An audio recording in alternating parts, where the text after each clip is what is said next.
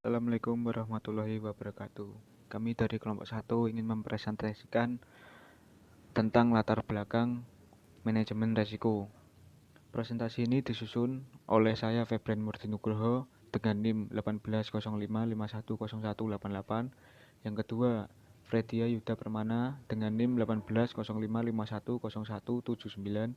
Dan yang ketiga, Elsa Champion Febriananta dengan NIM 1805510183.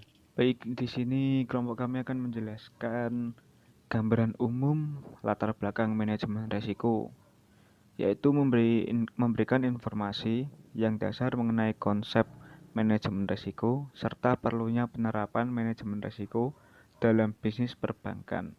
Selain itu, diperlukan juga informasi tentang peran regulator dan Basel Committee di dalam mengembangkan manajemen risiko, dan bank-bank menerapkan praktik manajemen risiko dengan prosedur sesuai praktik terbaik. Dalam pengelolaan risiko, bank perlu melakukan pengukuran risiko yang sesuai dengan ketentuan regulator. Tujuan pembelajaran dari latar belakang manajemen risiko ini yang pertama adalah memahami peran manajemen risiko bagi proses penciptaan nilai bagi bisnis bank.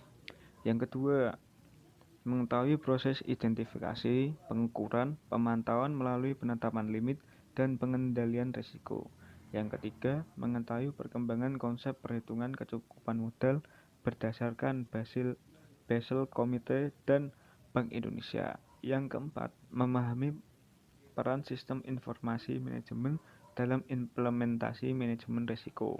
Risiko merupakan kata yang sudah kita dengar hampir setiap hari. Biasanya, kata tersebut mempunyai konotasi yang negatif, sesuatu yang tidak kita sukai, sesuatu yang ingin kita hindari. Sebagai contoh, jika kita jalan keluar dengan mobil, maka ada resiko mobil kita bertabrakan dengan mobil lainnya, atau kejadian yang tidak kita inginkan. Jika kita mempunyai saham, ada risiko harga saham yang kita pegang turun nilainya, sehingga kita tidak memperoleh keuntungan atau kejadian yang tidak kita harapkan. Jika bank memberikan kredit kepada suatu perusahaan, maka ada kemungkinan perusahaan tersebut gagal bayar atau tidak membayar bunga dan tidak membayar cicilan pinjamannya. Apa yang dimaksud dengan resiko? Resiko bisa didefinisikan dengan berbagai cara. Sebagai contoh, resiko bisnis bisa didefinisikan sebagai kejadian yang merugikan. Definisi lain yang sering dipakai untuk analisis investasi adalah kemungkinan hasil yang diperoleh menyimpang dari yang diharapkan. Deviasi standar merupakan alat statistik yang bisa digunakan untuk mengukur penyimpangan. Karena itu, deviasi standar bisa dipakai untuk mengukur resiko. Pengukuran yang lain adalah menggunakan probabilitas. Sebagai contoh, pengemudi kendaraan yang muda lebih sering mengalami kecelakaan dibandingkan orang dewasa. Probabilitas terjadi kecelakaan untuk orang muda lebih tinggi dibandingkan untuk orang dewasa. Kenapa muncul suatu risiko? Risiko berkaitan erat dengan kondisi ketidakpastian. Risiko muncul karena ada kondisi ketidakpastian. Praktis kita menghadapi banyak ketidakpastian di dunia ini. Sebagai contoh, hari ini bisa hujan, bisa juga tidak hujan. Investasi kita bisa mendatangkan keuntungan, bisa juga menyebabkan kerugian. Kepastian dalam dunia ini adalah ketidakpastian itu sendiri. Ketidakpastian tersebut menyebabkan munculnya resiko. Ketidakpastian itu sendiri ada banyak tingkatannya. Menurut Hanafi, tahun 2006, resiko adalah bahaya, akibat atau konsekuensi yang dapat terjadi akibat suatu proses yang sedang berlangsung atau kejadian yang akan datang. Resiko dapat diartikan sebagai suatu keadaan ketidakpastian di mana jika terjadi suatu keadaan yang tidak dikehendaki dapat menimbulkan suatu kerugian.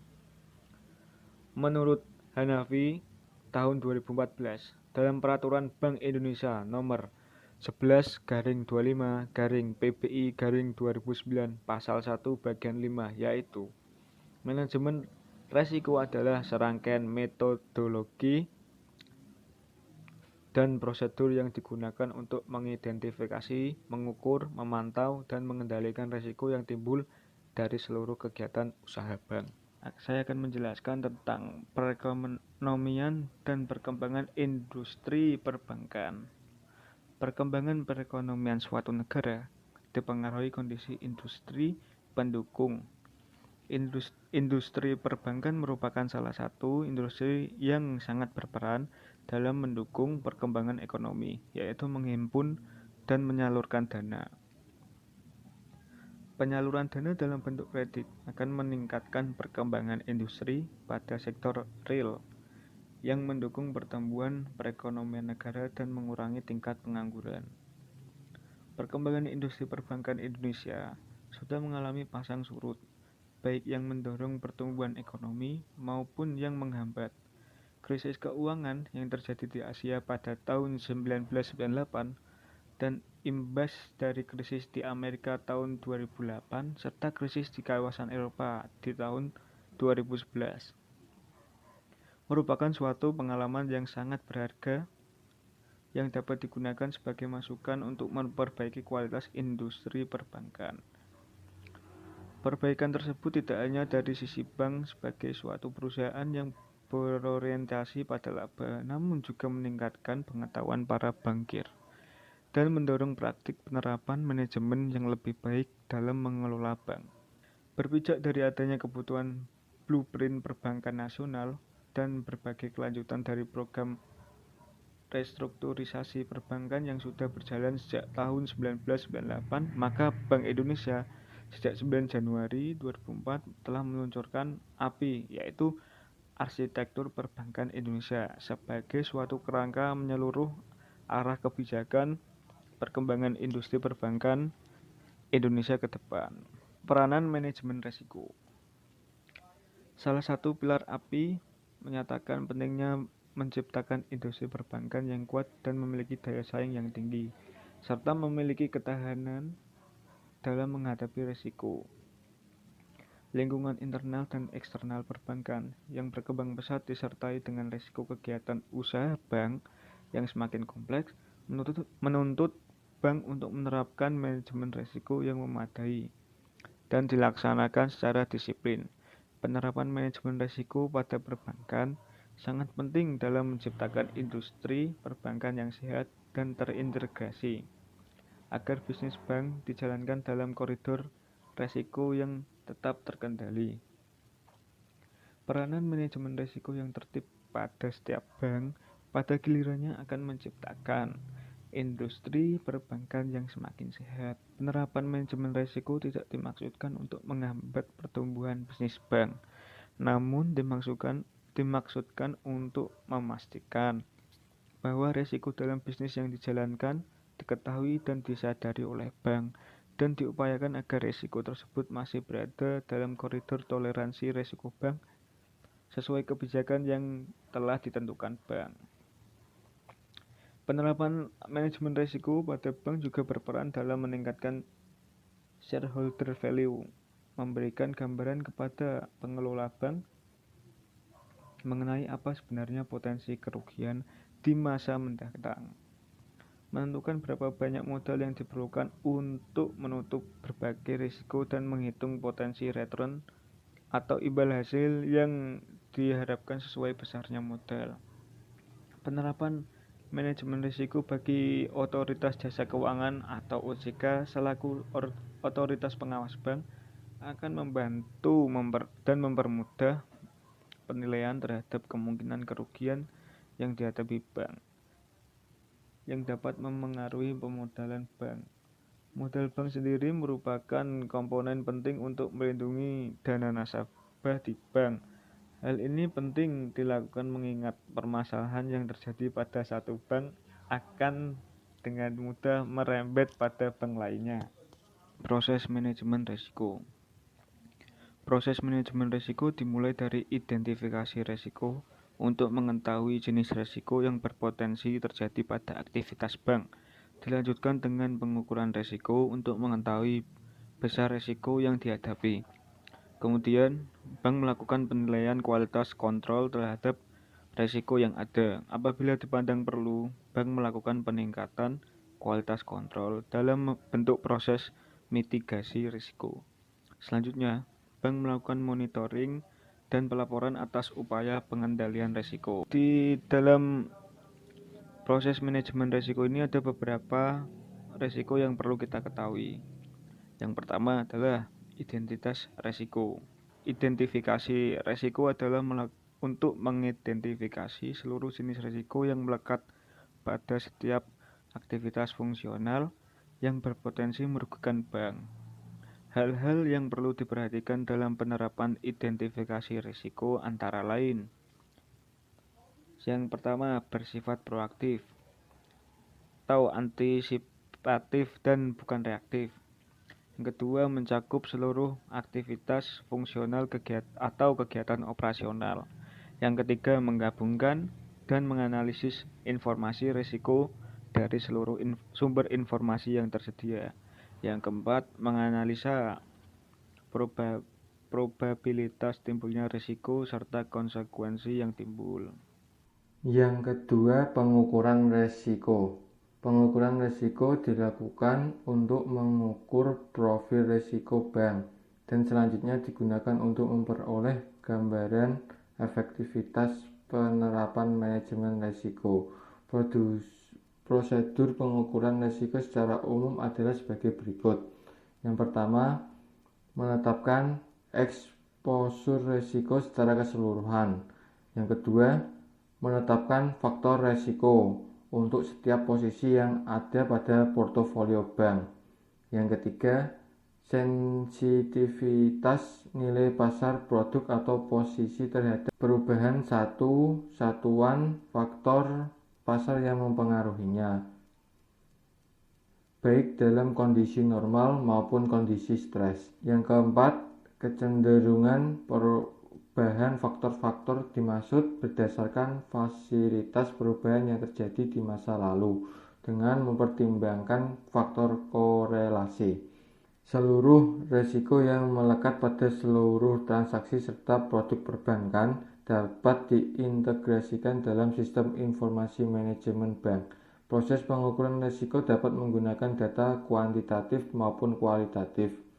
Secara umum, pendekatan yang paling sederhana dalam pengukuran risiko adalah yang direkomendasikan oleh BCBS atau pendekatan standar. Bagi bank yang memiliki kompleksitas usaha yang tinggi dapat mengembangkan dan menggunakan metode internal agar dapat menggunakan alat yang lebih sensitif untuk mengukur risiko. Yang ketiga, pemantauan dan limit risiko. Sebagai bagian dari penerapan pemantauan risiko, bank menggunakan limit risiko baik secara individual dan keseluruhan atau konsolidasi. Selain itu, limit risiko juga harus yang pertama memperhatikan kemampuan modal bank untuk dapat menyerap eksposur risiko atau kerugian yang timbul dan memperhatikan besar eksposur bank. Yang kedua, mempertimbangkan pengalaman kerugian di masa lalu dan kemampuan sumber daya manusia. Yang ketiga, memastikan bahwa posisi yang melampaui limit yang telah ditetapkan mendapatkan perhatian satuan kerja manajemen risiko, komitmen manajemen risiko dan direksi. Penetapan jenis limit risiko meliputi limit transaksi, limit mata uang, limit volume transaksi, limit posisi terbuka, limit kerugian, limit intrahari, limit nasabah dan counterparty, limit pemberian kredit pada pihak terkait, limit industri atau sektor ekonomi dan wilayah. Penetapan limit dilakukan dengan tetap memperhatikan ketentuan Bank Indonesia yang berlaku, antara lain ketentuan tentang kewajiban penyediaan modal minimum, batas maksimum pemberian kredit, dan posisi devisa neto. Dalam hal terjadi pelampuan limit, bank harus segera melakukan penyesuaian dan mengantisipasi pelampuan tersebut sehingga tidak mempengaruhi jumlah alokasi modal atas risiko yang telah ditetapkan sebelumnya. Setiap pelampuan limit harus dapat diidentifikasi dan dengan segera ditindaklanjuti. Pelampauan limit hanya dapat dilakukan apabila mendapatkan otorisasi dari direksi atau penjabat yang berwenang sesuai ketentuan dan prosedur interbank. Yang keempat, pengendalian risiko. Pengendalian risiko dilakukan bank untuk mengelola risiko tertentu, terutama yang dapat membahayakan kelangsungan usaha bank. Pengendalian risiko dapat dilakukan oleh bank antara lain dengan cara lindung nilai atau hedging dan metode mitigasi risiko lainnya seperti penutupan asuransi, pembelian garansi, melakukan sekuritisasi aset dan menggunakan instrumen kredit derivatives serta penambahan model bank untuk menyerap potensi kerugian. Sistem informasi manajemen risiko. Sistem informasi manajemen risiko merupakan bagian dari sistem informasi manajemen yang harus dimiliki dan dikembangkan sesuai dengan kebutuhan bank dalam rangka penerapan manajemen risiko yang efektif. Sebagai bagian dari proses manajemen risiko, bank harus memiliki sistem informasi manajemen risiko yang dapat memastikan. Yang pertama, data yang diperlukan tersedia secara akurat dan tepat waktu. Yang kedua, eksposur risiko terukur secara akurat, informatif, dan tepat waktu, baik eksposur risiko secara keseluruhan maupun eksposur per jenis risiko yang melekat pada kegiatan usaha bank maupun eksposur risiko per jenis aktivitas fungsional bank. Yang ketiga, mematuhi penerapan manajemen risiko terhadap kebijakan, prosedur, dan penetapan limit risiko. Yang keempat, hasil penerapan manajemen risiko dibandingkan dengan target yang ditetapkan oleh bank sesuai dengan kebijakan dan strategi penerapan manajemen risiko. Sebagai salah satu output sistem informasi manajemen risiko, laporan eksposur risiko disusun secara berskala oleh satuan kerja manajemen risiko atau sekelompok petugas yang diberi wewenang yang bersifat independen terhadap unit kerja yang melakukan kegiatan operasional. Frekuensi penyampaian laporan kepada direksi terkait dan komite manajemen risiko harus ditingkatkan. Apabila kondisi pasar berubah dengan cepat, laporan ke tingkat manajemen di luar direksi terkait dan komite manajemen risiko dapat disampaikan dengan frekuensi yang lebih lama. Namun, tetap harus mampu memberikan informasi yang memadai bagi pihak-pihak tersebut untuk dapat melakukan penilaian terhadap perubahan profil risiko bank. Sistem informasi manajemen risiko harus dapat menerjemahkan risiko yang diukur dengan format teknis kuantitatif sehingga menjadi format yang kualitatif yang mudah dipahami oleh direksi dan pejabat bank. Dalam mengembangkan teknologi sistem informasi dan software baru, bank harus memastikan bahwa penerapan sistem informasi dan teknologi baru tersebut tidak akan menimbulkan gangguan. Apabila bank memutuskan untuk menugaskan pihak ketiga dalam pengembangan software dan penyempurnaan sistem, bank harus memastikan bahwa keputusan penunjukan pihak ketiga tersebut dilakukan secara objektif dan independen. Dalam perjanjian atau kontrak outsourcing harus mencantumkan klausul mengenai pemeliharaan dan upgrade serta langkah antisipasi guna mencegah gangguan yang mungkin terjadi dalam pengoperasian. Contoh latar belakang dari bank. BCA menyadari bahwa dalam melaksanakan kegiatan usahanya, bank selalu berhadapan dengan resiko yang melekat atau inherent pada kegiatan bisnis maupun operasional perbankan. Dalam rangka mengendalikan resiko tersebut, BCA menerapkan sistem manajemen resiko terintegrasi yang mencangkup seluruh aspek resiko yang dihadapi oleh bank dan anak-anak usahanya.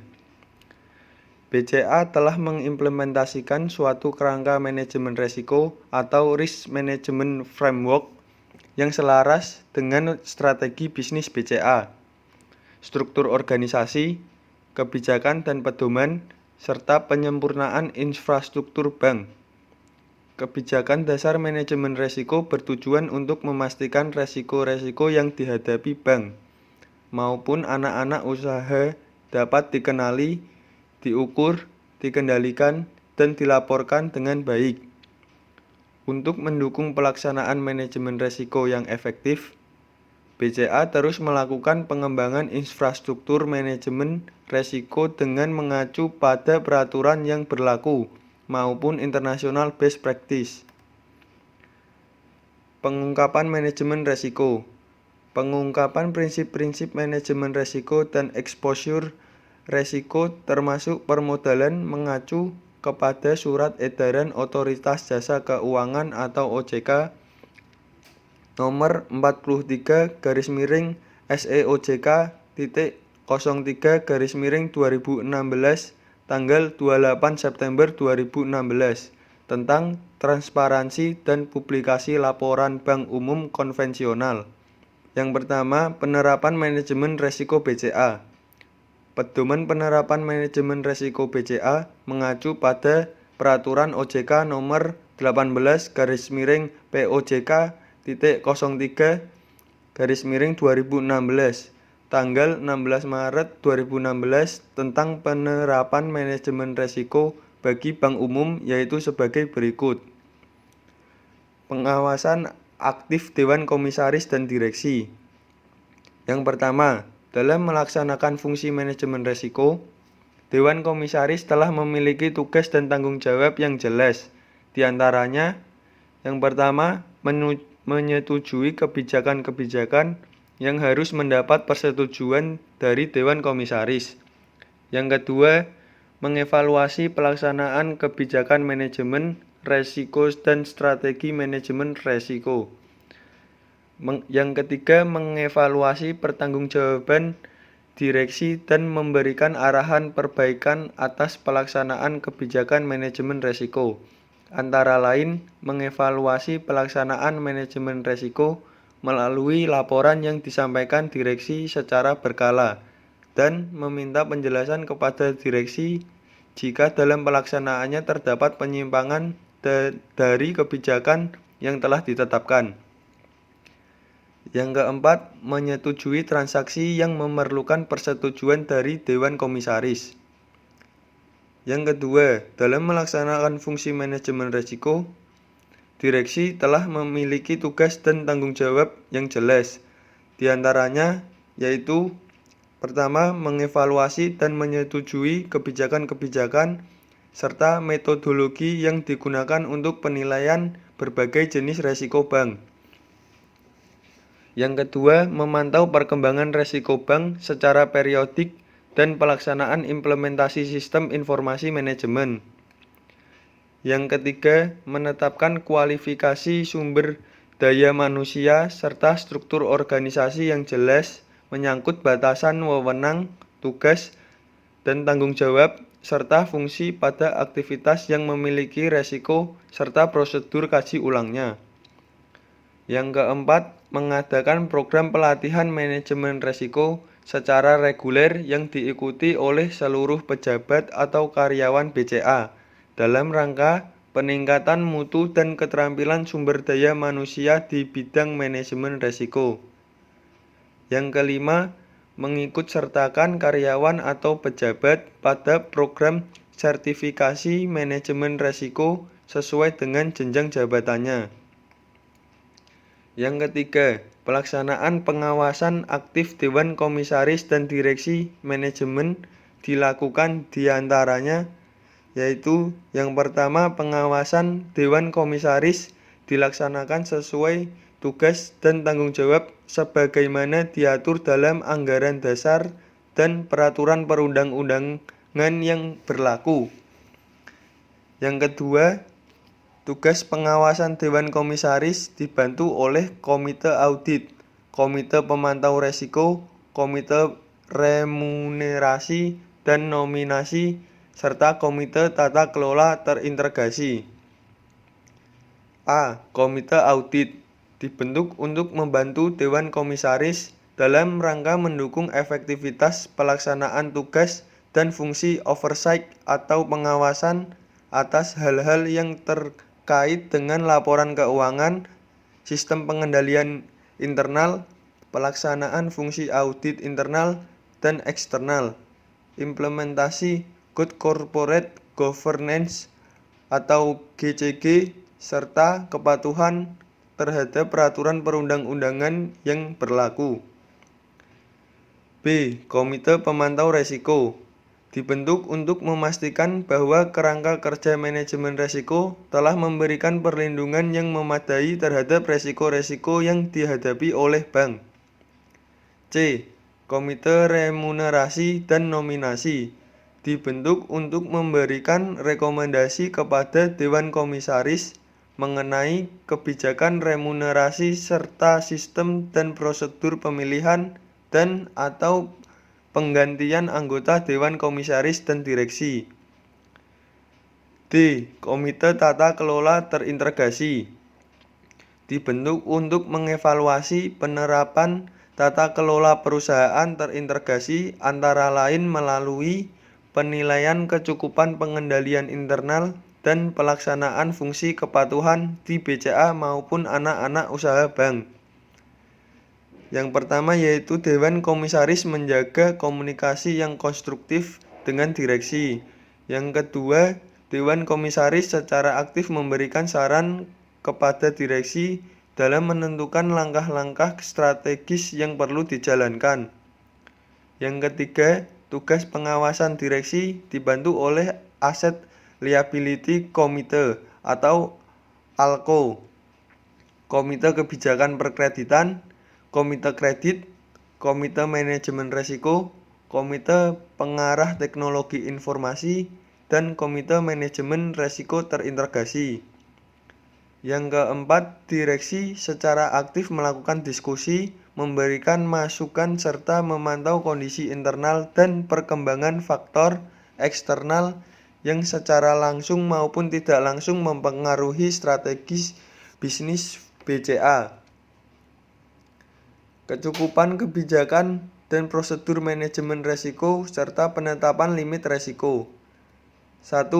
BCA telah memiliki struktur organisasi yang memadai untuk mendukung penerapan manajemen resiko dan pengendalian internal yang baik, antara lain Divisi Audit Internal, Satuan Kerja Manajemen Resiko atau SKMR, Satuan Kerja Kepatuhan, Komite Manajemen Resiko, dan Komite Manajemen Resiko Terintegrasi. 2. BCA telah memiliki kebijakan pengelolaan resiko yang tertuang dalam rencana bisnis bank dan telah disusun sesuai dengan visi, misi, strategi bisnis, kecukupan permodalan, kemampuan sumber daya manusia, dan risk appetite. Kebijakan tersebut dikaji ulang secara berkala dan disesuaikan dengan perkembangan atau perubahan yang terjadi, baik internal maupun eksternal.